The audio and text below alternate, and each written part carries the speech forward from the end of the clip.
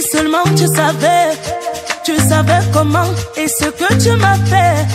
Oh dis-moi où t'es parti, oh Yamolé. Quand tu as fait ça, est-ce que tu as pensé à moi et tout le passé? Oh qui va donc effacer, oh Yamolé. Oh je pleure, et je pleure. Maman Rosette était une femme exceptionnelle qui a toujours mis les autres avant elle. Tata, my wife, I love you too much. Oh. I overlove the tata. Oh, he says no. Yeah, I love you. Oh, if he miss me, so he will cry. Oh. Nobody. Oh, Fabiola, look at where you go is salute your husband. Okay, mommy. Salute all the families say we're together, eh? Nga mingwia nature leon chi ewupa nga to pukumbo so. Okay. Nga to pu so ma mi wo. Nga popo tue so mba. Okay. Tue so mba. Okay. So fair so nkun so nze mba. Okay. Okay.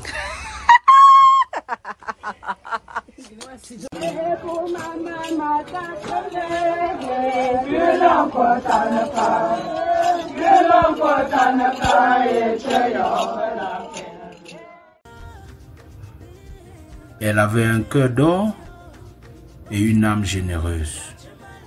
Se basant de tous ces témoignages que nous avons récoltés ça et là durant notre séjour à Babéniam, nous pouvons encore dire ceci.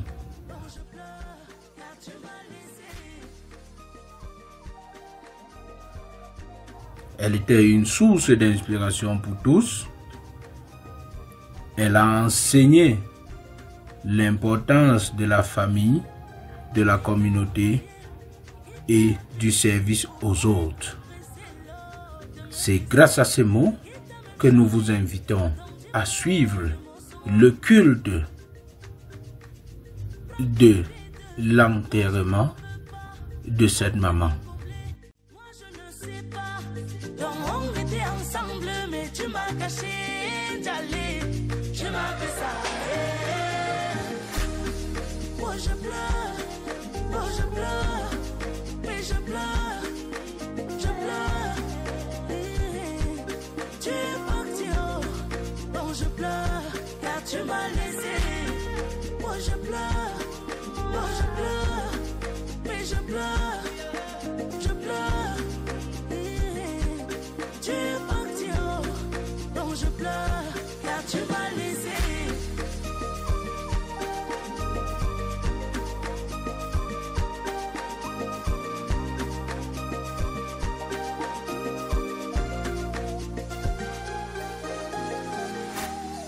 Oh, je pleure, donc je pleure. Oh, tu es parti, tu m'as laissé. Maman Mengianto Rosette, Mami Nyanga, dit MR, épouse Numbo Paul, né le 27/12/1955, décède le 27/12/2024. Maman Oubunene, Mongo Jolivette, dit Lady Gaga, à travers la voix de Métanos la reine, te rend un dernier hommage digne. Maman Rosette, Mami Nyanga, oh, Mama Rosette, Mami Nyanga, oh, Mama Rosette, Mami Nyanga, oh, Mama Rosette, Mami Nyanga, oh,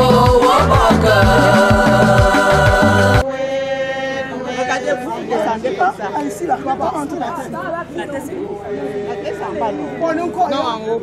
Tu es prêt? La tête est où? Tu es prêt? Voilà la tête. Voilà la tête.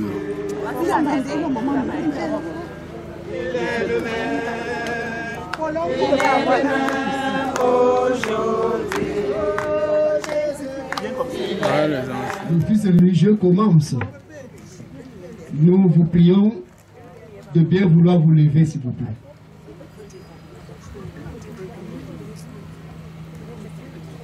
Élu du Christ Jésus, invité pour dire au revoir aux soldats de l'Éternel qui trépassent en mission, que notre aide vienne de l'Éternel. Veillons car nous ne savons ni l'heure, ni le jour où le Seigneur viendra. Amen. Toujours debout, bien-aimés, adorons le Seigneur notre Dieu. J'aime l'Éternel, car il entend ma voix. Il entend mes supplications.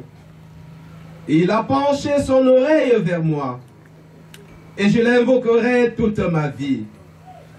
Les liens de la mort m'avaient environné et les angoisses du sépulcre m'avaient saisi.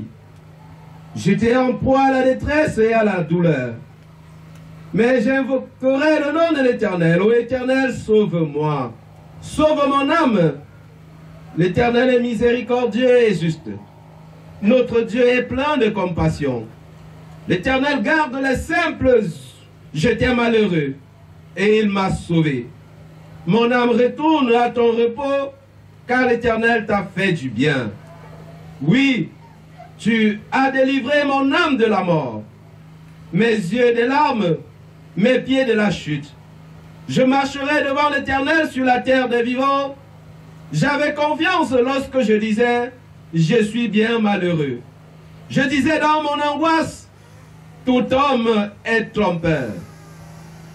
Comment rendrai-je à l'Éternel tous ses bienfaits envers moi? Je leverai la coupe de délivrance et j'invoquerai le nom de l'Éternel. J'accomplirai mes vœux envers l'Éternel en présence de tout son peuple. Elle a du prix aux yeux de l'Éternel, la mort de ceux qui l'aiment. Écoute-moi, ô Éternel, car je suis ton serviteur. Ton serviteur, fils de ta servante. Tu as détaché mes liens. Je t'offrirai un sacrifice d'action de grâce et j'invoquerai le nom de l'Éternel. J'accomplirai mes vœux envers l'Éternel en présence de tout son peuple, dans les parvis de la maison de l'Éternel, au milieu de toi, Jérusalem. Loue l'Éternel. Amen. Veuillez vous Alléluia. Porte loin de l'Éternel. Quel bonheur, que soit un ange, qu'il soit prince ou qu'il soit un nom qu'on le nomme. Jésus est plus grand pour moi. Quel bonheur. Alléluia. Porte loin de l'Éternel. Chapitre 12, 13 à 21. Là, il est écrit, quelqu'un dit à Jésus, du milieu de la foule, Maître, dis à mon frère de partager avec moi notre héritage. Jésus lui répondit, ô homme, qui m'a établi pour être votre juge ou pour faire vos partages. Puis il leur dit, gardez-vous avec soin de toute avarice, car la vie d'un homme ne dépend pas de ses biens, fût-il dans l'abondance. Et il leur dit cette parabole. Les terres d'un homme riche avaient beaucoup rapporté. Et il raisonnait en lui-même, disant, que ferai-je? Car je n'ai pas de place pour serrer ma récolte. Voici, dit-il, ce que je ferai, j'abattrai mes greniers, j'en bâtirai des plus grands, j'y amasserai toute ma récolte et tous mes biens. Et je dirai à mon âme, tu as beaucoup de biens en réserve pour plusieurs années. Repose-toi, mange, bois et réjouis-toi. Mais Dieu lui dit, insensé, cette nuit même, ton âme te sera redemandée. Et ce que tu as préparé, pour qui cela sera-t-il? Il en est ainsi de celui qui amasse des trésors pour lui-même et qui n'est pas riche pour Dieu.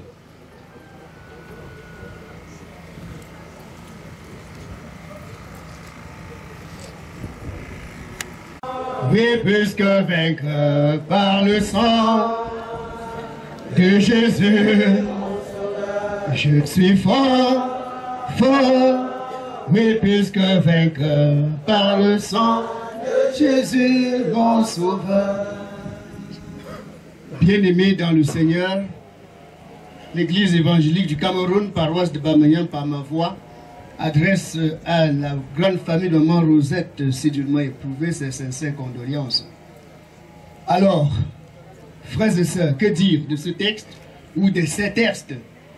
Ces textes nous interpellent. Et je vais citer quelqu'un, un auteur, Pierre Corneille dans le site, qui dit « Jamais nous ne goûtons de meilleure allégresse, nos plus heureux succès sont mêlés de tristesse. » On avait encore besoin de Maman Rosette pour tout ce qu'elle faisait. On avait encore besoin d'elle parce que les témoignages l'ont prouvé. Quand on dit Maman Yéyé, c'est la preuve de son amour qu'elle manifestait envers ceux qu'elle connaissait. Pour ceux donc qui ont connu Maman Rosette, ont connu cette femme-là, ont connu une femme aimable, charitable, une femme qui aimait partager. Bien-aimés, voici, nous sommes devant des textes où l'orgueil est mis en premier plan. Qu'est-ce que l'orgueil? Dans plusieurs activités du monde, on peut qualifier l'orgueil comme le fait de vouloir, de la grandeur, de vouloir être au-dessus des autres. Oui, c'est moi qu'on doit voir. J'ai des biens qui me vaut. Je suis arrivé. Alors, dans la réunion, si on vote un autre président en dehors de toi, ça ne marchera pas. Parce que tu veux qu'on te voie. Quand tu marches en route, tu crois que tu es plus habillé que tout le monde. Quand tu es sur le marché, tu penses que comme tu as vendu et les autres sont au marché, tu es au-dessus. L'orgueil, c'est sur tous les plans. Mais il y a un problème. Il y a un problème dans le texte où nous entendons que Dieu, par Satan, je ne dis pas par Satan, hein, mais je vais dire cette fois-ci Dieu. Dans chaque chose que nous faisons, Dieu nous met en garde. Parce qu'il y a toujours dans l'orgueil que nous manifestons dans ce monde, quelque chose qui vient briser, quelque chose qui vient diminuer, quelque chose qui vient affaiblir un peu notre élan. Vous voyez, aucune personne ici parmi nous ne peut lever le doigt et dire « Je n'ai pas de maladie ». Nous sommes tous des malades ambulants. Personne, nous sommes tous malades.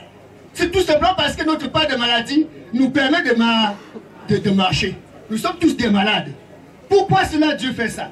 Il n'y a donc jamais rien sans défaut. Dans un champ de maïs, on ne manquera pas un grain de maïs pourri. Il y en a toujours. Il y en a toujours. C'est donc dit que quoi? Vous allez voir que chaque chose a quand même quelque chose qui nous freine quelque part. Et même, s'il faut le dire, et bien le dire, dans chaque élément du monde, on a toujours des virus. Pourquoi alors dans les virus? On pouvait faire des appareils, même des ordinateurs, et ça aide à travailler. Mais pourquoi il y a les virus? Pourquoi il y a les virus?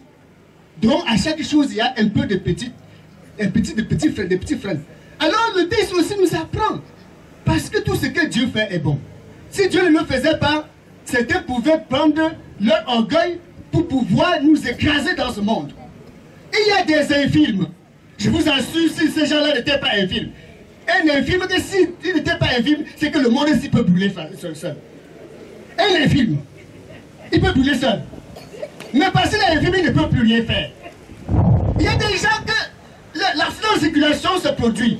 On dit, oh, mais pourquoi il y a eu l'accident de circulation? Non, Dieu, vraiment, il ne fallait pas faire ça. Qui ne vous dit pas que Dieu a sauvé une vie? Il y a quelqu'un là avec des écorces qui partait empoisonner la femme de son fils. Qui partait tuer des gens ailleurs, avec des grilles qui dans son sac. C'est l'accident a fait plutôt du bien.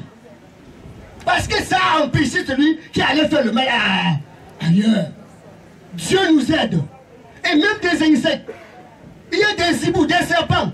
Pourquoi Dieu ne lit pas ça? Oh, Dieu ne pas écrit les serpents et les moustiques. Tout ça, ça veut dire quoi? Le serpent a des insectes. Si on laissait les insectes là circuler, même dans le champ, nous devons avoir beaucoup de malades. Même les hiboux, les insectes, les rats, les trucs dans les maisons. On ne dit pas le genre d'hibou qu'il soit pour aller manger quelqu'un. Le genre qui est hibou sauvage. Donc ça veut dire que chaque élément a son importance, mais pour freiner quand même quelque chose. De peur que nous ne souffrions de ça. Alors, que dire encore de ce texte, de l'orgueil? Notre orgueil. Quelqu'un a déjà des biens. Il a tellement de biens. Parce qu'il sait déjà qu'il est là arrivé, il n'a plus peur de rien. C'est comme quelqu'un qui a bien mangé, il est rassasié. Il se lève maintenant et dit, bon, si on veut partir, on lance. Je suis déjà bon. Même s'il faut courir, je suis prêt. Vous voyez, maintenant, il commence à chanter pour faire descendre le deuil. Il dit, on nous a seulement placés pour les pleurer dans le monde. Oh, oh, on chante, on descend. Parce qu'il est déjà rassa, tout est bon. Il n'y a plus rien à faire. Mais nous allons continuer dans ce texte pour voir plutôt là où le Seigneur nous enseigne que nous devons accepter nos faiblesses. Nous devons accepter les faiblesses. Nous ne pouvons pas, nous pouvons lire le fait que les gens n'acceptent pas la faiblesse à partir des enfants. Lorsqu'un enfant, des enfants sont à l'école, tu vois comment l'un taquine sa camarade ou son camarade, je ne sais pas. Il dit non, mais 1-0 tu laisses. Ah, moi je ne peux pas laisser ça. Ah, moi je vais rendre. Voilà là où on ne parvient pas à supporter sa faiblesse. Même les outrages dont le texte parle. Quelqu'un dit, ta mère bon, je te dis, ton père ramasse. Vous voyez ça, on va du type, oh, oui, tu me donnes, je te remets. Donc on ne s'abstient pas. Les outrages, personne n'est faible, tout le monde est fort. Je vais arriver à te convaincre que je vais te montrer. Allons. Et quand on va dans des tribunaux, c'est juste parce qu'on veut faire le bras de fer. Et quand on veut faire le bras de fer, ça dure. Même le tribunal renvoie les affaires. Pour que vous partiez, vous rentiez un peu, vous entendre à l'amiable et ne plus revenir au tribunal. Mais jusque-là, les gens tiennent le bras de fer, toujours on est au tribunal. Parce que personne ne veut laisser que ça dort dans son camp. C'est ça aussi le problème. Et nous avons encore maintenant, c'est là où nous devons bien comprendre que nous devons apprendre à vivre dans la privation. La privation. Est-ce que qui peut accepter la pauvreté dans sa maison? Qui aujourd'hui peut vivre avec le peu de moyens qu'il possède sans pouvoir chercher à accrocher son sang là où la main ne doit pas? Oui, nous regrettons des mamans comme ça, les mamans Rosette. Quand elle partage ou bien quand elle donne le peu qu'elle a et elle mesure son niveau de vie et elle s'arrête là.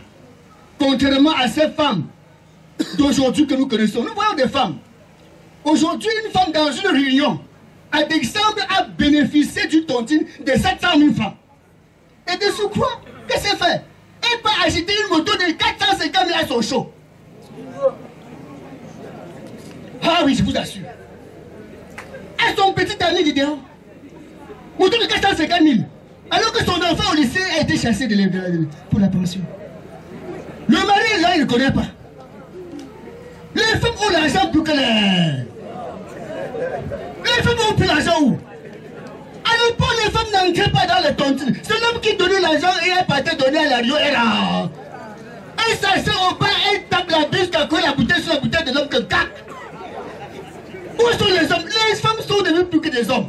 Elles nous dépassent. Je vous assure, à l'époque, demandez les mamans et les vieux papas ici. Les femmes n'allaient pas chez les marabouts. C'est les hommes qui allaient regarder les problèmes de la femme. Ah, la femme à 5 ans, elle est loin là-bas. Elle est loin. Elles sont plus fortes que nous. Elles nous dépassent. Je porte, tu mets le pantalon, elle met aussi ça. Oui, même comme souvent elle met ça déforme les fesses. Elle est là. Elle ne voit pas qu'elle est nervée comme ça. Oui. C'est ce qu'il faut comprendre. Donc les femmes nous dépassent aujourd'hui. Et nous n'arrivons même plus à Chez nous, on a dit égalité de sexe. Oui, égalité de sexe. Tu me dépasses en rien. Ce que tu peux faire, moi aussi je peux faire. Alors nous allons comprendre pour terminer ici, dans le sens où la persécution, quand on parle de la persécution, il ne s'agit pas d'une femme peut-être, imaginez un homme qui a empêché sa femme d'aller à l'église. La femme va venir dire au pasteur que, oh mon mari ne veut plus me persécuter, mon mari il te persécute, pourquoi? Parce qu'à la nuit tu lui fais le tour de dos. C'est la persécution? Ça c'est pas la persécution, c'est par rapport au nom de Dieu. Si ton mari t'empêche parce que tu as peut-être prié à la maison, parce que peut-être tu as fait amener les enfants à aller, là c'est la persécution. Mais tu ne veux pas faire le tour de toi à ton mari, après tu dis que ton mari te perd. C'est pas la persécution. Où est l'affaire de Dieu là-dedans?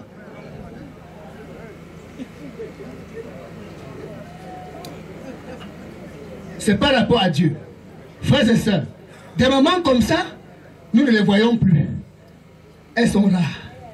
Mais nous invitons nos sœurs à imaginer un peu comment nos mamans vivaient et d'imiter ce qui est bon et de faire ce qui est bon pour la gloire de Dieu. Amen. Amen. Tout est fait pour la gloire de Dieu. Amen. Amen. Et tout dépend de ce que tu en fais. Amen. Amen. Amen.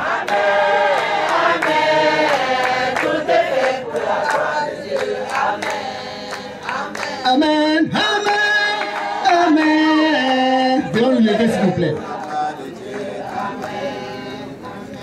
Ensemble en communion avec l'Église universelle, nous confessons notre foi chrétienne en disant: je crois en Dieu, le Père Tout-Puissant, Créateur du ciel et de la terre. Je crois en Jésus-Christ, son Fils unique, notre Seigneur, qui a été conçu du Saint-Esprit et qui est né de la Vierge Marie. Il a souffert sous Ponce Pilate. Il a été crucifié. Il est mort. Il a été enseveli. Il est descendu aux enfers. Le troisième jour, il est ressuscité des morts. Il est monté au ciel. Il siège à la droite de Dieu, le Père Tout-Puissant. Il reviendra de là pour juger les vivants et les morts. Je crois au Saint-Esprit.